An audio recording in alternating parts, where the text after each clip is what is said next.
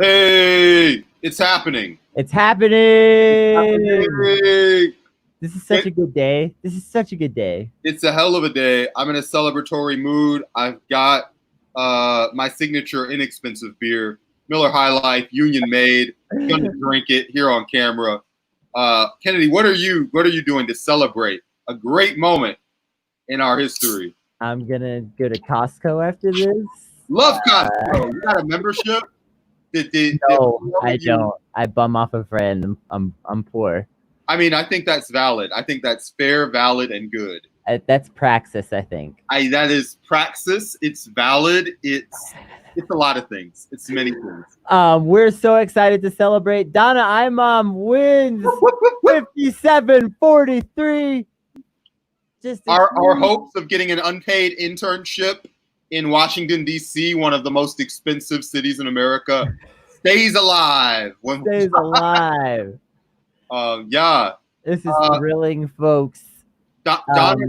I doubt that this will get retweeted because Donna does not like mentioning her opposition at all. But we're also journalists, so we've got to just discuss what happened and talk about what we got to do now and what's happening next, and we got to enjoy what's happening here. So good times. How's it going? Yeah, it's great. It's great. It's so good. I mean, I think this is one of the races that we've followed the closest of all of the congressional races. Donna Imam came to us and asked for an interview, which obviously, anytime somebody comes direct to us, we're very flattered. Right. We'll just be frank about that. But then also, when we did the interview with her, it was just a really incredible, she really blew us away on a lot of levels. She was among the most prepared people we've ever had as guests on the show. We were sitting here, especially because we had talked to her after the recording, and she was so, she's obviously a project manager, and you can tell when you talk to her. We were like, we got to let her run this show instead of us. But no, she actually gave us a lot of advice that improved the day-to-day operations of this show. So we were all very impressed. And we've obviously worked with her multiple times. We did a show with her about the coronavirus outbreak, and we also did a special episode about racial injustice and things like that. So we've got roots. They go deep with Donna. And also, I just want to say with Donna Imam, it was she really blew us away with her policies, because a lot of candidates sort of copy pasted the Bernie slate of policies to their platform with a few changes and addendums, and that's fine to be good. This is a good thing, right? But Donna kind of took that slate of policies and really put her nose to the grindstone and came up with versions of those policies that reflected her values, the values of her district, and just a really very staunch progressive vision for what things can look like. And we all know that electoralism can't solve all of our problems, that it's not a perfect system. But when we talk about reducing harm, Donna's platform is reduce some harm now type of shit, make some things better today type of shit. Right. And she's, as an engineer, talked a lot about healthcare infrastructure, which is not something that we've heard really prominently mentioned in these discussions since maybe Barack Obama, who was big into infrastructure and healthcare. But she talked about them in a way of, can we lower the aggregate costs of healthcare in order to make universal coverage an easier thing to do? Yes, she's all about big structural changes. A lot of her policy is to the left of a lot of the people that ran for president. Yeah, ran for president or ran for Congress. I mean, her living wage platform is to the left of a lot of what people. She calls it a progressive wage, right? Right. And so yeah, that's like her platform is well to the left of what a lot of people are kind of proposing as a quote unquote living Yeah. wage. Her Yeah, she calls healthcare it real platform is to the pay. left. Yeah, Her branding is real pay. real pay. Yeah, Um, like I think that a lot of the left did not really get behind her because I I don't think that she's not really like a bomb thrower. She does not cut pro wrestling promos on capitalism or anything like that. She's in a city where, you know, a lot of people are just striving for ways to improve their life. And I think that we should be, you know, really thinking about messaging. And she positioned those policies in a way that I think appeals to people who aren't all college students that like want to wreck shit, but are like retail workers or people who own very small businesses, and kind of talked about how those things apply to them. And this was a little bit of a comeback story as well, a little bit, because I mean she came in second in the original primary. right, right. So in her original primary,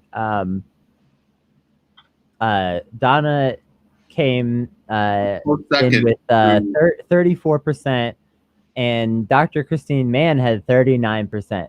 So and right after Dr. Christine Mann came in with that 39%, and it was clear that there would be a runoff because you had to take at least 50% to prevent a runoff, and no one did that. The Democratic establishment flocked behind Dr. Mann, like a lot of money and it went into her campaign. And like, you know, these people really were like trying to lock this shit down and like get Donna out of the picture. That's the kind of thing they like credentials. She's a medical doctor. But that's like the second thing they love the most, aside from like if you were in the military. Right. And Donna is someone who like just has a job in the private sector. That's not like as impressive, especially, you know, they like people who've run for office a couple of times, yada, yada. And this is Donna's first run for public office, if I recall. But however, like she got the endorsements of the entire field that ran in that election, which is like unheard of. Right. All of the contenders. The thing is that a lot of the other people running were also like relatively or like pretty largely progressive. And so, you know, they kind of all like flocked around and said, all right, we're gonna do some Voltron on Donna, because like we can see that like she has a platform of policies that, like we were saying, like it personally impressed us when we talked to her in a really deep way. Right. And that, you know, these are things again that are going to seriously reduce harm in her community and around the country. If she gets even one or two of these through, it would be a big fucking deal. Yeah. And we've seen the way that AOC and Ilhan Omar and people like that have been able to slide into Congress and then completely change conversations. Right. Donna Imam will be a conversation changer. Yeah, I think in the same way of Ro Khanna or Pramila Jayapal, I think Donna's, like, in terms of demeanor, very tightly in that mold, and is like a very good, well, all right, let's step back from that a little bit. It also reminds me a little bit of the Georgia 7th race, where you had Nabila and Carolyn Bordeaux. And Carolyn Bordeaux is a professor, not a doctor, but they're both former candidates who ran close races and ran last time and got back in and did like phenomenal fundraising and this and that. But totally different result, which is rad. I think we as a show, we wanted to do a lot of work in the run up to this election, but I think we had the 100th episode and we were just like extremely tired. But as we were all like disappointed, oh, can't we do like a big Donna thing? No, we're too tired. We physically can't do it. A hero came in that 11th hour and just sucked up so much oxygen with their endorsement that I think like we practically weren't needed. Like every little bit helps for a local endorsement. But Andrew Yang coming through like 2.5 weeks before the election, prime time, and also like Donna being a pro UBI candidate, a little surprised. I think I mentioned this. Yang a little sooner, but Yang was right on time. Kind of because like, yeah, the enthusiasm the volunteering, all that stuff paid dividends. Yeah, it was a little bit of a surprise, I think, but Yang's endorsements have kind of been all over the map in some ways in terms of like he's got certain kinds of like factors that he's looking for. Yeah. And like Donna is not like his typical endorsement per se. But the thing is that she is pro UBI. She is like a tech industry person, and she kind of speaks a lot of that language. Is an entrepreneur. So, there's yeah, a lot. There's a lot of overlap with right. So the Yang people in Donna. Even though like she's like a not quite like his typical endorsement, like he chose to go for it in this instance, and I do think it helped. I think it motivated some people that might not have got out and done anything to really like get out and work and do the volunteering and donate and do all that stuff to like push her over the line and get her that victory. So I mean, it's kind of funny. I don't know. We've always had like a bit of a complex relationship with Yang on this show that we've been very open about. That like complex relationship. We don't approve of a lot of his policies that he ran on, or like some of his ideas that he's sort of put out there at different times, or some of the moves that he's made politically. But we've also seen a lot of positivity in like the Yang Gang movement, and a lot of like the progressives that have come out of that have become like really like active in like, organizing spaces and stuff like that. And like, I don't know, it's definitely an interesting thing to see. Like he's definitely motivating some people in the right direction. So, it's fine. We'll take it. We'll definitely take it. We'll definitely take it right now. So thanks, Andrew Yang, for endorsing Donna. Way to come through, Yang. We love it. A big win, and we'll take whatever we can get. Hell yeah. And this is a big win too, because this is a flippable district. So from here out of the primary, Donna goes on to face off against John Carter. And let's talk about John Carter for just a minute. And like we don't have to get deep into like just trying to make this into like an attack ad or something, but no, because Donna will yell at us because she doesn't. I don't know whether that will still apply with the Republicans. Maybe that was like an internal, like no Democrat. But either way, like we gotta. So last time, Carter ran against Mary Hagar, who's now the Senate nominee because she was in the Air Force, and Chuck Schumer just loves, like, if you've been in the military and you're a Democrat, they just love you. Yeah. But she ran an incredibly close election against John Carter, and the electorate has shifted. When you think of Williamson and Bell counties, you got to think of like North Virginia in 2008. Like it's becoming more suburban, and that suburban influx is people from out of state who are educated and looking to do new things in their career and things like that. Mm-hmm. So in the same way that North Virginia started tilting blue because there was technological development and new people coming in, Texas 31 is exactly that situation. So MJ Hagar came incredibly close and ran like right behind him, like 3%.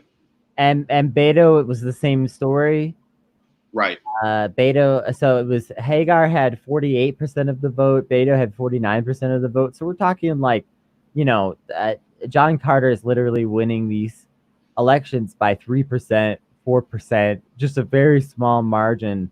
And like Brandon's saying, the demographic of this district has been changing, which is something that Donna has really focused on, like a specific strategy of like reaching out to these people that are either new to the district or that have been in the district but have never had a lot of representation before. And like sort of like hitting those two groups to like get out fresh voters. And the thing is that, okay, so like the percentage of people that John Carter has been winning with, something that Donna has been really firm about is, and this is true, is that percentage of people is smaller than the number of people that have moved into the district just recently. So if a large number of those recent movers are interested in like some progressive, like actually do something for me style of politics and don't like this old white guy that doesn't do anything, and like he's an extreme, that he's like an epitome of a backbench, just reliable Republican backbencher. Like, you know, he took the bullet for Trump on the whole repeal Obamacare. He's not like a big bill introducer Yeah. or anything like that. No. He's been in Congress for like 20 years, and he's in a new district now. Like, there was some like reshuffling and stuff. So formerly, his district was like all the way out to Houston. Like, it was a much bigger district. Now, because there's so much population growth, his district is now like Austin and the surrounding suburbs. And guys, it's Austin. It's Austin. Like, it's a totally different demographic.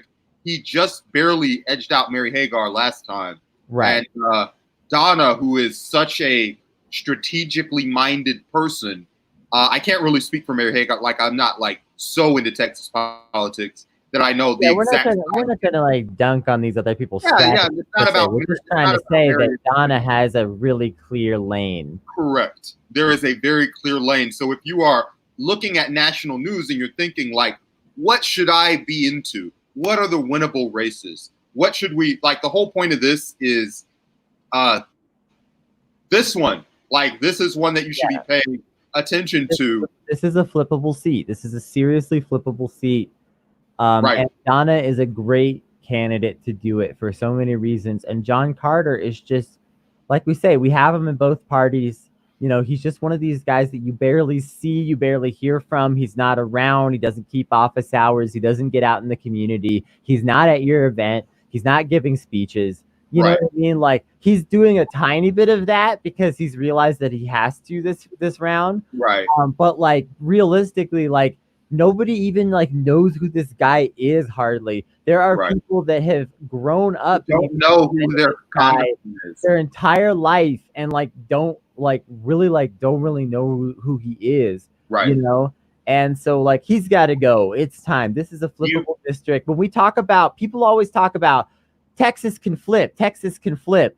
Texas isn't necessarily all going to flip at once, right? But this is a place where we can push that front. Although, look, like Biden and Trump are neck and neck right now. So, like, it's possible that Biden wins the entire state. One or two more pieces of bad news in October, and we're talking about just the Republican Party just having their back broken in front of God and everybody. So that's potentially good, just to demoralize those folks. But like, we have the ability in a more specific way to flip from an abolish Obamacare guy to a Medicare for all person. That's big in one fell swoop. That's a big transformation. That's and Donna's somebody who I think will be like a national leader on a lot of issues. And if you're a UBI person, you'll have a UBI person in Congress too, especially during right now, the coronavirus era, where they dearly need some representation that like understands, like, give people money so that they are not thrown out. The eviction crisis is happening nationwide, in Texas, everywhere. So this is a place to do that, right? Yeah, absolutely. And when we talk about like the progressive front in Texas and like the change from Republican to Democrat in Texas, there's definitely a couple other people that we need to like quickly acknowledge their races. Yeah. So Mike Siegel. Mike Siegel's running in Texas 10th. He did really well yesterday. He had 54% of the vote. And he was running against a guy who is just a real establishment. All the very mediocre takes. Everything that you don't like that like Nancy Pelosi or Chuck Schumer is about was like Mike Siegel's opponent. And lots of money. All the money was against Mike Siegel. Just so much money on hit ads against this dude. Correct. Because, like, he ran for, like, the best they had was like he ran for office before and lost. Why would you pick someone who ran for office before and lost? Like, ridiculous stuff. So we're all very happy for Mike Siegel. Candice Valenzuela also got through. Yep. This is another big opportunity, demographic change. Candice would be the first Afro-Latina in Congress as well. So that's pretty dope. And finally, Jose Garza, who is like an extremely reform-minded DA, in the mold of some of the progressive DAs that have set the nation on fire. TSA endorsed lots of other cool shit like that.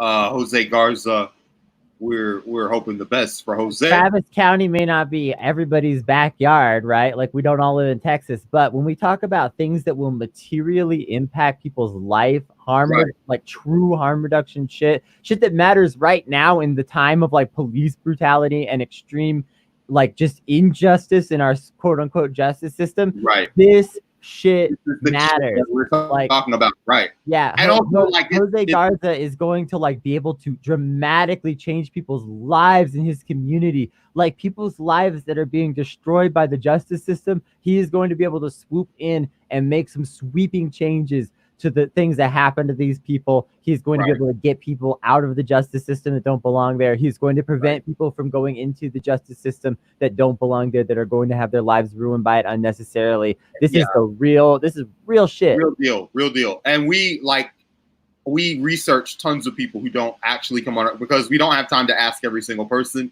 And every single person, even if we did ask them, like, doesn't have time to come on. Right. So they don't all have time either. Yeah. So maybe we'll see some of these people before the end of the year. Who knows? But it's big. It's very cool. We're very happy. And look, big takeaway: we can win in Texas or anywhere else, man. It's big shit. This is really good. And let me tell you something. If Donna or Mike make it all the way, you know, and beat the Republican, or Candace.